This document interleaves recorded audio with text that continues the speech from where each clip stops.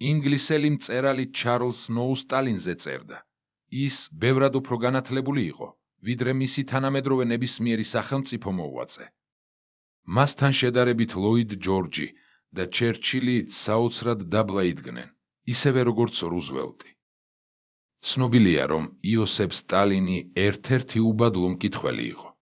ის დღეში 300-დან 500 გვერდამდე კითხულობდა და წაკითხული წიგნის არშიებზე კომენტარებს აკეთებდა ფანქრით. მისი ერთ-ერთი პირველი წიგნი კომენტარებით ილიას ლექსების კრებულია 1889 წელს, სადაც წერია დიდებული და ფრიად სასარგებლოა ბატონი ილია ჭავჭავაძის ლექსები. ერთადერთი წიგნი, რომელშიც არანაირი კომენტარი არაა ესაა ბიბლია, ჟანდარმერიის ბიბლიოთეკიდან. 1899 წელს ბაქოდან მომავალი სტალინი თბილისში დააკავეს. იზოლატორში ყოფნის დროს კი ბიბლია მოითხოვა, ვიდრე მის პიროვნებას იკვლევდნენ. მეორე დღეს, როდესაც ჟანდარმერიის შენობიდან გააპარეს, დადევნებულმა ჟანდარმერიამ ავლაბრის მიმდებარედ ცეცხლი გაუხსნა. ნაგანიდან ნასროლი ტყვია სწორედ ამ ბიბლიას მოხვდა, რომელიც მას გულის ჯიბეში ედო. ამ ფაქტს სტალინი ღიმილით იხსენებდა, ღმერთმა გადამარჩინაო. მისი ბიბლიოთეკა 30,000-ზე მეტ წიგნს მოიცავდა. ფაქტიურად კითხულობდა ყველაფერს და გამუდმებით. ბიბლიოთეკა შეიძლება დაიყოს ჟანრებად ფილოსოფიური წიგნები, ფსიქოლოგიური, სოციოლოგიური, პოლიტეკონომიკური, ფინანსური, მრეწველობა, სოფლის მეურნეობა, ოპერატივები, რუსეთის ისტორია, სოფლიო ისტორია, სხვა ქვეყნების ისტორია, დიპლომატია, გარე და საშინაო ვაჭრობა, სამხედრო საქმე, ნაციონალური საკითხები, მუშათა მდგომარეობა, გლეხთა მდგომარეობა, კოსმოლოგია, რევოლუციების ისტორია სხვა ქვეყნებში, პოლიტიკური ჟურნალები, ხატრული ლიტერატურა, კლასიკა, ყოველგვარი ლექსიკონები, მემუარები, ზოგიერთ წიგნს რამდენჯერმეც კითხულობდა. რის საფუძველზეც შეგვიძლია გამოვყოთ მისთვის გამორჩეული 10 წიგნი. ყველაფერს თავისი მიზეზი აქვს. ჩვენ ხშირად მსჯელობთ ამა თუ იმ მოვლენასა და საკითხზე ისე რომ მიზეზი არ ვიცით. ამას კი შეცდომაში შევყავართ. სტალინის წიგნებისადმი განსაკუთრებულ დამოკიდებულებასაც თავისი მიზეზი ჰქონდა. თუ გავიხსენებთ დედამისის კეკეს მოგონებებს მის ბავშვობაზე, იმ სირთულეებზე და გასაჭირზე, რაც მას სწავლა-განათლების გზაზე შეხვდა, ეს ნათელს მოჰფენს მის განსაკუთრებულ დამოკიდებულებას სწავლისადმი. პირველად, ხალხური ლექსი არსენაზე გაუგია და დაუოკებელი წყურვილი გასჩენია. თავად წაეკითხა ეს ნაწარმოები.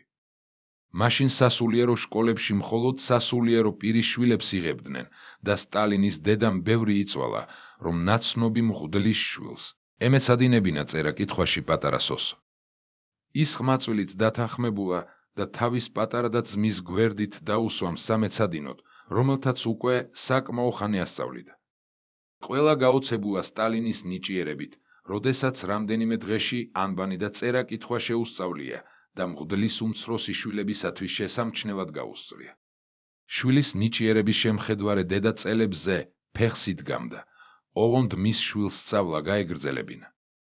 შემდეგ სკოლაში მიღებაზეც ისევ დედამ იწვალა, ნაცნობ ქალს თხოვა, რომლის ქმარიც მღვდელი იყო და სტალინის მამა ვითომც დიაკვანი იყო. ისე გააფორმა იმ მღვდელმა და პატარა სოსო სკოლაში მიიღეს. სკოლაში სწავლის დროს სოსო პირველ მოსწავლედ ითვლებოდა. სკოლის შემდეგ კი სასულიერო სემინარიაში ჩაბარებაზეც დიდი ბრძოლა მოუხდათ, რომ სწავლა არ შეეწყვიტა. ამას თან ერთოდა მამის წინააღმდეგობა, რომელსაც უნდოდა რომ სტალინი მეწარე გამოსულიყო. მასში დიდ ნიჭს ვხედავ, მეწაღეთა უფროსიც შესაძლოა კი გახდესო. მას ასე ჩამოვთვალოთ 10 წიგნი, რომლის წაკითხვა არც ჩვენ გვაწყენს. ნიკოლო მაკიაველის თავარი. ამ წიგნს ხშირად კითხულობდა სტალინი. სხვათა შორის, ეს წიგნი თავის დროზე აკრძალული ყოფილა კათოლიკური ეკლესიის მიერ. მაკიაველი თავის მთავარში ქადაგებს, რომ პასუხისმგებელი ლიდერი არ უნდა სარგებლობდეს ქრისტიანული ეთიკის მიხედვით. იმდენად რამდენადაც ასეთ შემთხვევაში მან შეიძლება ყველაფერი დაკარგოს. საკუთრება, თავისუფლება და მისი მოქალაქეების სიცოცხლე. მორალით სარგებლობა პოლიტიკაში უპასუხისმგებლობის ტოლფასია. მართველს სამისუფლება არ აქვს, რადგან მას ხალხის ბედი აბარია. სხვა სიტყვებით რომ ითქვას, პოლიტიკური პასუხისმგებლობა სულ სხვა გზით მიემართება, ვიდრე კერძო მორალი. მაკიაველი მსგავსად პლატონისა ფიქრობდა, რომ ორი განსხვავებული პოლუსის, მდიდრებისა და ღარიბების არსებობა საშიშროებას წარმოადგენდა სახელმწიფოს სტაბილურობისთვის. ის ფიქრობდა, რომ საშუალო კლასი იყო საფუძველი სახელმწიფოს ძლიერების. ფიოდორ დოსტოევსკი, ძმები კარამაზოვები. დოსტოევსკის ერთ-ერთი საუკეთესო რომანია. რომანი მოგვითხრობს კარამაზოვების ოჯახის ისტორიას და ეხება კაცობრიობისათვის ისეთ მნიშვნელოვან თემებს, როგორებიცაა ღმერთის არსებობის საკითხი, თავისუფალი ნება, მორალი, ეჭვი-რწმენა. ემილ ზოლა, ქალთა ბედნიერება. ზოლას თითქმის ყველა ნაწარმოები, მწერლის გენიალობა სწორედ იმაშია, რომ თემები, რომელსაც ამ რომანში გვთავაზობს, დღესაც აქტუალურია. ამ რომანს თუ კი დაკვირვებით წაიკითხავთ, ცხოვრებისეული პრობლემების გადაჭრის გზებს აღმოაჩენთ და თავადაც გამოიყენებთ. ბიბლია, დიახ არ მოგესმათ, ის ხშირად კითხულობდა ბიბლიას. ბიბლიასთან სტალინს განსაკუთრებული შემთხვევაც აკავშირებდა. ვეფხისტყაოსანი, სტალინის ერთ-ერთი უსაყვარლესი წიგნი, რომლის 1402 სტროფი თავად თარგმნა რუსულად. სწორედ სტალინის ხელშეწყობით გახდა პოპულარული ვეფხისტყაოსანი მთელს მსოფლიოში. მისი ბრძანებით პირველად ითარგმნა გერმანულ, ინგლისურ, ფრანგულ, რუსულ, იტალიურ, ყაზახურ, უზბეკურ, თურქმენულ, ყირგიზულ, აფხაზურ, ჩეჩნურ, ტაჯიკურ, ბელარუსულ და ებრაულ ენებზე. მისივე ბრძანებით 1942 წელს რუსთაველის გამზირზე აღმართეს შოთას ძეგლი. ეს ის დროა, როდესაც მეორე მსოფლიო ომის ქარცეცხლი ტრიალებს. გუსტავ ლე ბონი, ბრბოს ფსიქოლოგია. ესაა ისტორიაში სოციალური ფსიქოლოგიის ერთ-ერთი ყველაზე გავლენიანი ნამუშევარი. ლე ბონის მიხედვით ბრბო არ წარმოადგენს მის შემადგენელ ინდივიდთა ჯამს. ბრბოს განსხვავებული ფსიქოლოგიური მახასიათებლები აქვს. ის კეთილშობილიც არის და ცასტიკიც, გმირიც და ლაჩარიც, მონაცა და ბატონიც. ის ცვალებადია, იმპულსური და მიამიტი. ლე ბონის შრომებს უდიდესი გავლენა ჰქონდათ ისეთ ფიგურებზე, როგორებიც იყვნენ თეოდორ რუზველტი, ბენიტო მუსოლინი, ლენინი, ადოლფ ჰიტლერი და სხვები.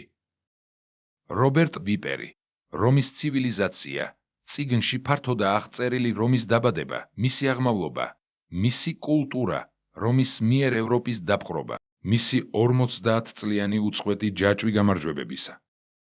ფაქტიურად, რასაც ვეძახით დასავლურ ცივილიზაციას დღეს, ამოზრდილია რომის ცივილიზაციაზე.